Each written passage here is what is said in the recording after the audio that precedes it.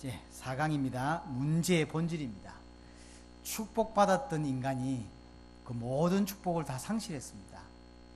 그 문제의 시작이 사단이었고 그 내용이 죄고 그 결과로 인간이 하나님을 떠나게 된 것입니다.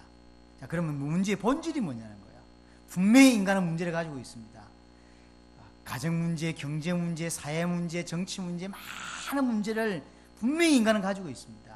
그게 문제가 아닙니다. 본질이 뭐냐는 거죠. 무엇을 해결해야 되냐는 거죠. 많은 사람들은 문제로 인하여 발생된 그 문제만 해결합니다. 가정 문제 해결하려고 그러고, 가정에 응답받기를 원하고, 경제 문제라 경제 응답받기를 원합니다. 그럼 해결됩니까? 그렇지가 않습니다. 본질을 알아야 되고 본질을 해결해야 합니다. 우리 가진 문제의 본질이 뭡니까? 창세기 1장에 보니까 창조 원리가 나옵니다. 물고기는 물에 살도록 창조되었고, 나무는 뿌리를 흙에 두고도 살도록 창조되었습니다. 이게 창조 원리입니다. 왜 그렇습니까? 물으면 할 말이 없어요. 왜냐하면 창조 원리가 그래요. 물고기는 물에 살 때 가장 행복하고 가장 정상이고 가장 자유롭습니다. 이게 창조 원리입니다.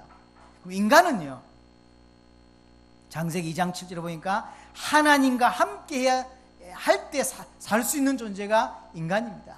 물고기가 물에 살듯이 인간은 하나님 안에 살도록, 물고기가 물 안에 살 때 가장 정상적이고 가장 행복하듯이 인간은 하나님 안에 살 때 가장 행복합니다.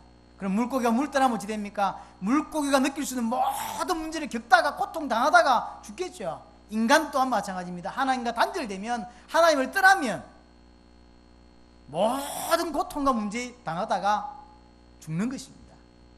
그게 창세기 1장과 2장에서 설명하는 내용입니다. 그런데 그 인간이 하나님을 떠나게 된 거예요. 하나님과 단절되게 되었습니다. 그 순간부터 모든 고통, 죽음이 왔습니다. 왜 그러냐? 창조 원리 어겨서 그래요. 왜 인간에게 고통이 시작됐냐? 창조 원리를 깨져서 그래요. 창조 원리가 깨져서 그렇습니다. 하나님과 함께 할 때 모든 것이 공급되었고, 하나님과 함께 할 때 아무 문제 없었습니다. 근데 그 하나님과 함께 할 때 모든 게 축복이었고, 하나님 주신 축복을 누릴 수 있었고, 그게 인간이었습니다. 그런데 그 엄청난 축복받은 인간이 하나님과 단절되어졌고 모든 걸 상실하게 된 것입니다. 문제는 왜 단절됐냐는 거예요. 크게는 두 가지입니다. 왜 인간이 하나님과 단절됐냐? 첫 번째, 죄 때문입니다.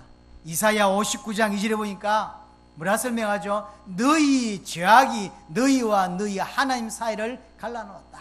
인간과 하나님을 갈라놓을 수 있고 단절시킬 수 있는 유일한 게 있다면 그건 죄입니다. 죄밖에 없어요. 왜냐? 베드로전서 1장 16절에 보니까 하나님은 거룩하십니다. 죄인과 또는 죄와 함께 할 수 없어요. 왜냐하면 그분은 거룩하시기 때문에. 근데 인간이 죄인이 되어버렸어요. 그래서 하나님과 인간이 단절되게 되는 거예요. 창세기 2장 16절 17절 보니까 그 죄를 짓도록, 어떤 죄를 짓냐면 언약을 놓치는 죄를 짓게 한 거예요. 그래서 죄 중에 가장 큰 죄가 뭐냐면 언약을 놓치는 거예요. 언약을 놓치는 거예요. 다른 게 죄가 아닙니다. 살인도 죄고, 사람들이 육신적으로 도덕적으로 지을 수 있는 죄들이 많습니다. 그러나 그거는 죄의 결과입니다. 진짜 죄는 뭐냐면 하나님이 약속하신 그 언약을 놓친 게, 그게 죄입니다. 목사가 할 수 있는, 그래서 가장 큰 죄는 뭐냐면 성도들로 하여금 언약이 뭔지를 깨닫도록 돕지 않는 거, 그게 가장 큰 죄입니다. 지난주에 어떤 분의 설교를, 이 안산에 있는 어떤 수천 명 모이는 교회입니다. 텔레비를 틀었는데 하필 그 목사님이 나오셨어요. 잘 아는 분이에요. 방송을 하고 있기 때문에 제가 이름은 금명할 수 없습니다. 잘 아는 분입니다. 제목이 부의 법칙, 성도들의 재테크에 대한 이야기예요. 얼마나 큰 죄인지를 모른다니까요. 이 사람이 교회로 왔어요. 이 사람이 정확한 복음을 들을 때만 구원받을 수 있고, 그래 나중에 천국 갈 수 있겠죠. 그런데 이 사람으로 하여금 복음은 대충 전달하고 복음이 뭔지를 헷갈리고 있고, 비슷한 복음을 알고 있는데 복음 안다고 생각하고 믿는다고 생각하니까 시간 지나면 집사 되고 시간 지나면 장로 되게 만들어요. 일평생 교회 헌신하고 지옥 가게 만든다니까. 목사가 지을 수 있는 가장 큰 죄는 뭐냐면 언약 전달하지 않는 것이고, 교회가 지을 수 있는 가장 큰 죄는 언약 전달하지 않는 거예요. 그게 죄입니다. 아담이 언약을 놓친 거예요. 언약을 왜 주셨느냐? 하나님을 인정하고 하나님을 신뢰하기 위한 겁니다. 축복을 계속 누리게 하기 위한 겁니다. 그럼 언약이 어려운 거였냐? 쉬운 거였습니다. 어려운 것이 아니었습니다. 그냥 지킬 수 있는 거고 누구나 지킬 수 있는 거였습니다. 왜냐하면 여러 나무가 있는 중에 여러 과일 나무가 있습니다. 그래서 학자들은 뭐 여러 가지 이야기를 합니다. 포도나무일 수 있다, 올리브일 수 있다, 모르겠어요. 아무 나무라 포도라고 칩시다. 여러 포도나무가 있는 중에 그냥 한 나무를 지칭해서 이 나무 열매를 먹지 말라라고 지정한 거예요. 그 나무만 특별한 게 아닙니다. 똑같은 나무들이 주위에 꽉 찼습니다. 하나를 지정해서 그냥 말한 거예요. 그게 그냥 선악과입니다. 만약 그 선악과 열매를 먹고 싶으면 다른 데서 얼마든지 먹을 수 있는 그런 나무예요. 지키기 쉬웠다니까요. 하나님 우리에게 주신 복음 쉬운 겁니다. 어려운 것이 아닙니다. 왜 놓쳤느냐? 하와는 알지 못해서 놓쳤고 아담은 믿지 않아서 놓쳤습니다. 알지 못하고 믿지 않았어요.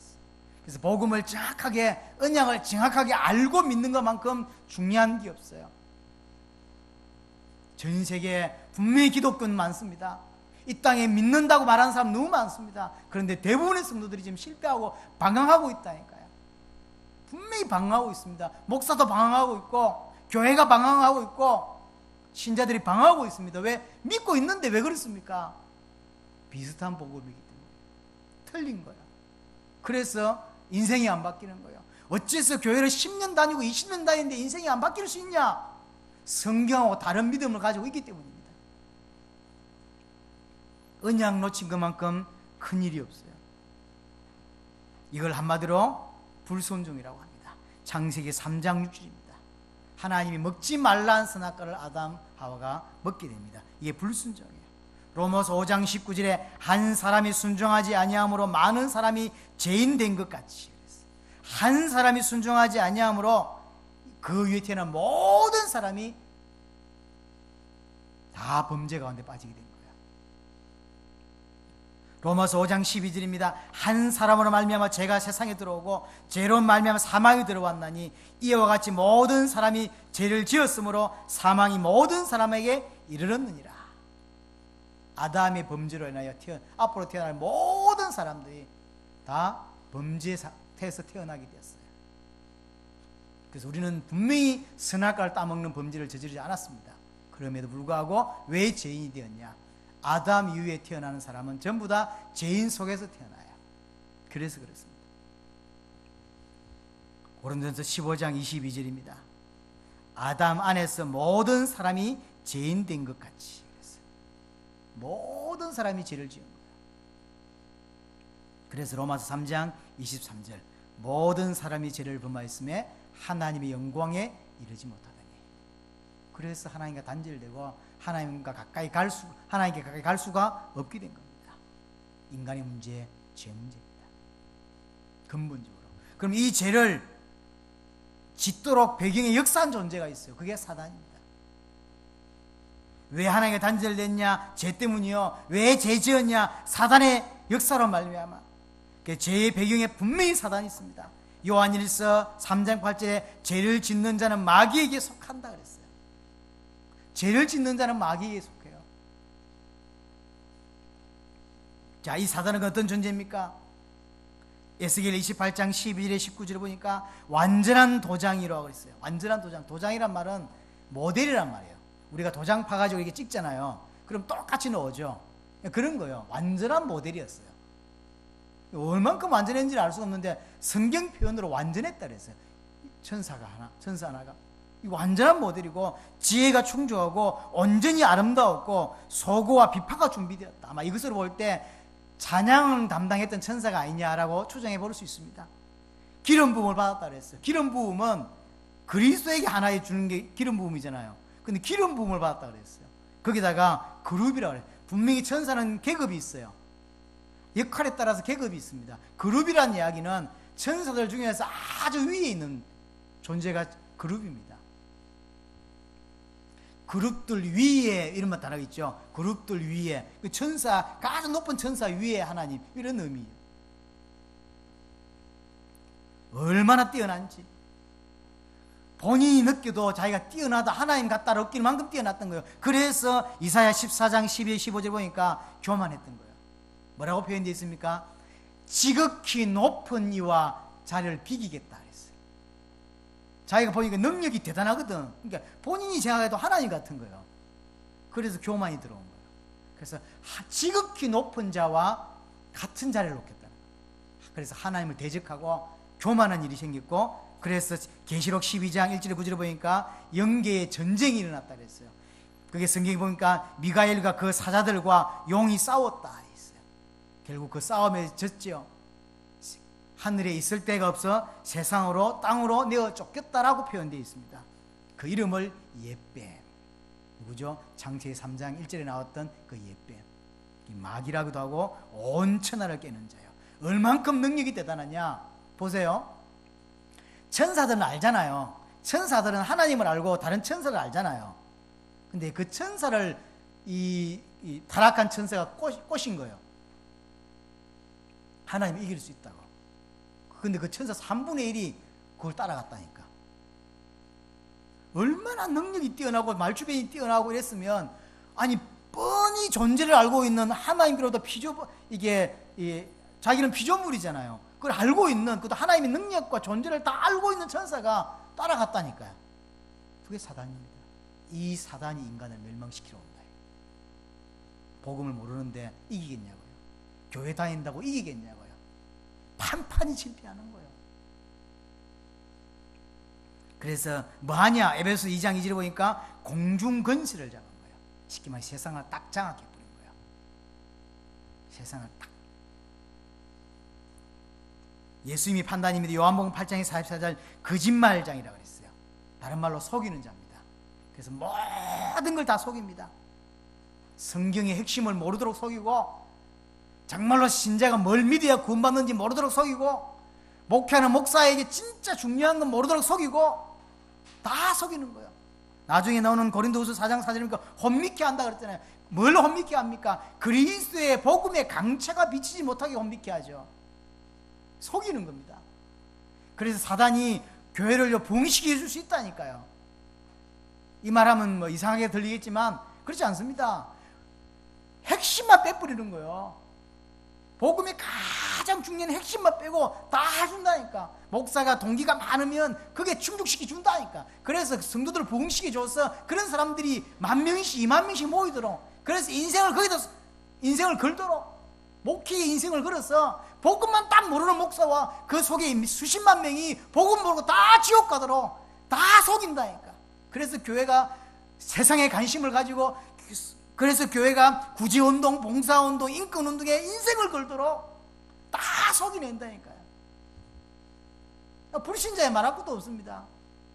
세상적인 유혹이나 세상적인 것을 다 줘서는 다 빼앗겨버렸어요. 다 속이는 존재입니다. 데살로니가 후서 2장에 보면요, 할 수 있던 모든 것을 총도 원한다 그랬어요.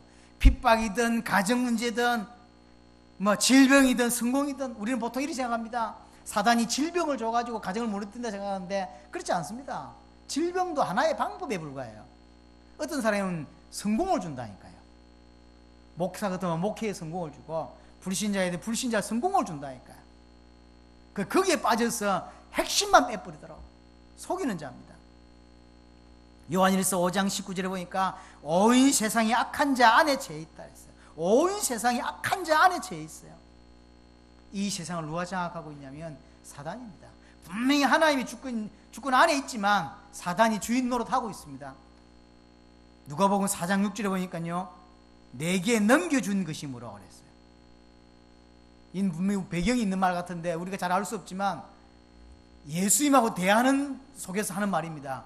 이 세상을 내게 넘겨주지 않았냐는 거예요. 그것을 네게 주겠다는 거예요. 예수님께 감히. 지금 세상을 누가 장악하고 있냐면 사단입니다. 그 이름을 반역자, 그 이름을 이간자라고 부릅니다. 왜 반역자입니까?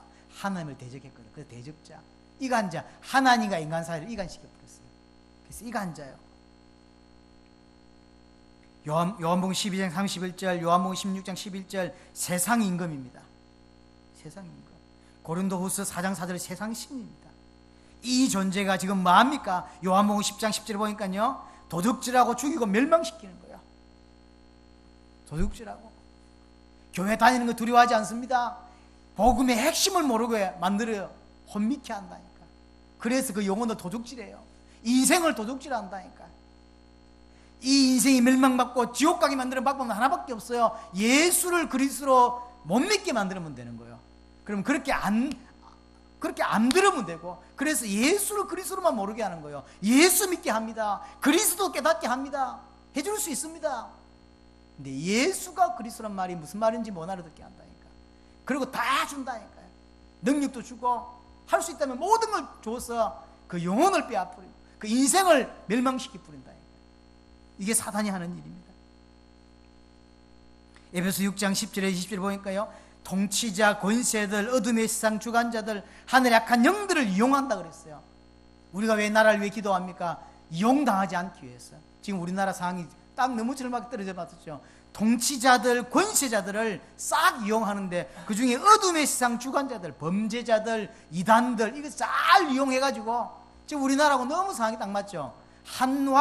지도자 하나가 이상하게 잡히니까 얼마나 나라가 시끄럽습니까? 사단이 지금 지도자, 통치자들, 좀 리더들, 좀 이렇게 영향력 주는 사람들을 다 이렇게 장악한다니까요. 그래서 모든 일을 행한 후에 넘어지게 한다 그랬어요. 성공시켜놓고 마지막 다 무너뜨려 버리고, 아예 처음부터 집 앞에 버리고, 이렇게 하기 위해서 불화살을 쏜다 그랬어요. 그러니까 사단이 할 수 있는 모든 총공격을 다 한다는 이야기죠. 감히 예수님께도 왔잖아요. 사단이 지금 예수가 누군지 모릅니까? 이 땅에 동정녀로 오시고 이제 공생에 시작하려고 할 때 사단이 시험 왔잖아요. 그럼 이 그리스도인 줄 모릅니까? 예수가? 잘 압니다. 그런데도 그 예수님을 무너뜨리려고. 왜요? 그리스도의 일을 못하게 하려고. 죄 지으면 돼. 죄 짓게 만들려고. 그 사단이 저와 여러분들을 공격하고 이 세상을 공격한다니까요. 그러니까 사단에 대한 생각을 늘 몰라요. 영적인 부분에 너무 둔감해요. 무너지게 돼 있어요. 실패하게 돼 있습니다. 가끔은 고린도서 11장 14절에 보니까 강맹의 천사로 나타나기도 하고. 좋은 게 아닙니다. 꼭 나쁜 게 나쁜 것만은 아닙니다. 그렇죠?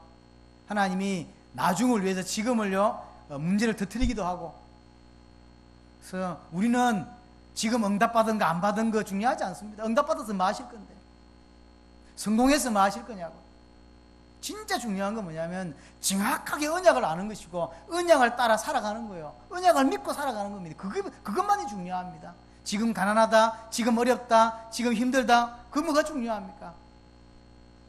분명히 사단은요, 강명의 천사로 나타난다니까. 지금 여러분들이 가장 좋아하는 것들을 하고 들어오기도 하고요.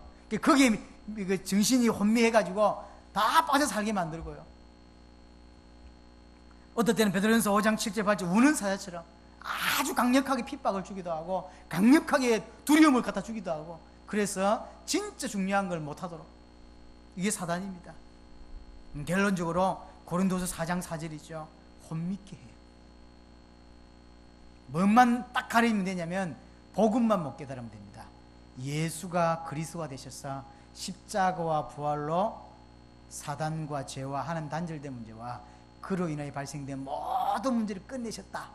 나는 이제 아무 문제 없다 라고 하는 이 사실만 모르게 하면 돼요. 그래서 남은 인생 정말로 주와 복음을 위해